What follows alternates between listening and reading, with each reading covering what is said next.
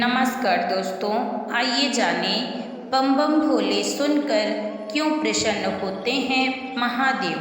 श्रावण का महीना शुरू हो चुका है।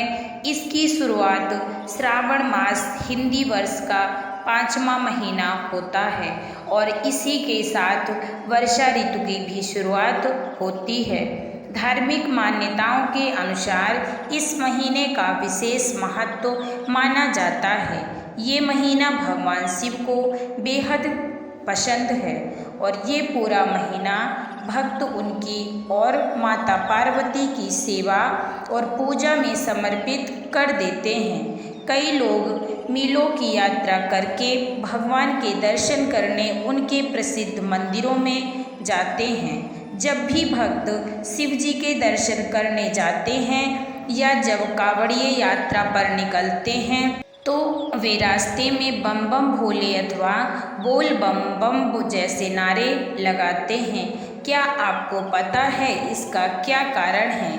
अगर नहीं तो इस वीडियो को आप अंत तक अवश्य ही देखें। भगवान शिव को वैरागी के रूप में देखा जाता है।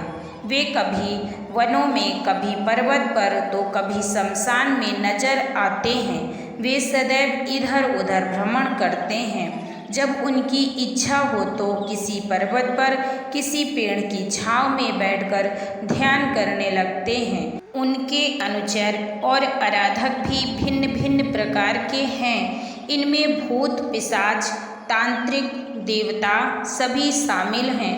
भगवान शिव को भोलेनाथ कहकर भी संबोधित किया जाता है।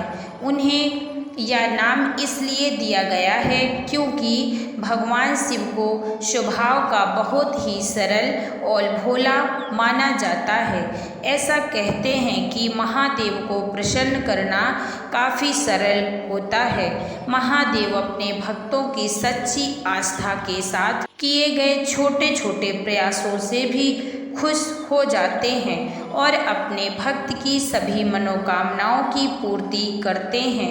इन्हें प्रसन्न करने के लिए भक्तों को कोई विशेष विधान या वाद्य यंत्र की आवश्यकता नहीं होती है। इसी का एक उदाहरण हम आपको विस्तृत रूप से बताने जा रहे हैं।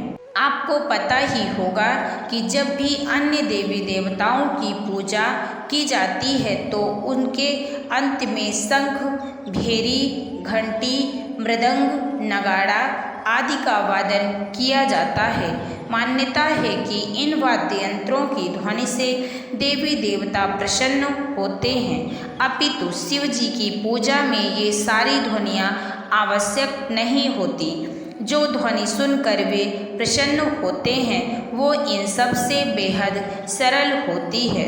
अगर भक्त महादेव को प्रसन्न करना चाहते हैं तो वे बस स्वयं के गाल बजाकर बम बम भोले, बोल बम बम अथवा भोले शंकर के नारे लगा सकते हैं। इसके पश्चात भक्त उन्हें साष्टांग दंडवत प्रणाम करें तो उत्तम होगा। शिव पुराण में बताया गया है कि महादेव को मुख वाद्य यानी गले से निकली ध्वनि से संतुष्ट किया जा सकता है। बम बम को प्रणव अर्थात पवित्र शब्द ओम का सरल रूप माना गया है। एक बार जब शिव जी पार्वती माँ से वार्तालाप कर रहे थे तब उन्होंने इस चीज़ की व्याख्या की थी। उन्होंने बताया था कि प्रणव अर्थात पवित्र शब्द ओम ही सभी वेदों का सार है।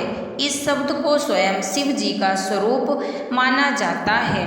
ओमकार शब्द की उत्पत्ति शिव जी के मुख से ही हुई है, इसलिए इन्हें इनका ही स्वरूप माना जाता है। शिव जी ने बताया कि उत्तर की ओर उनके मुख से आकार की उत्पत्ति हुई है।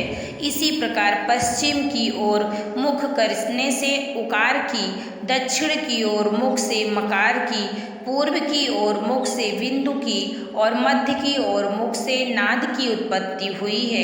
इन सभी के मेल से ओम शब्द का निर्माण हुआ है, इसलिए इस शब्द की बहुत मान्यता है और इस शब्द का स्मरण करना स्वयं शिव को स्मरण करने के समान है।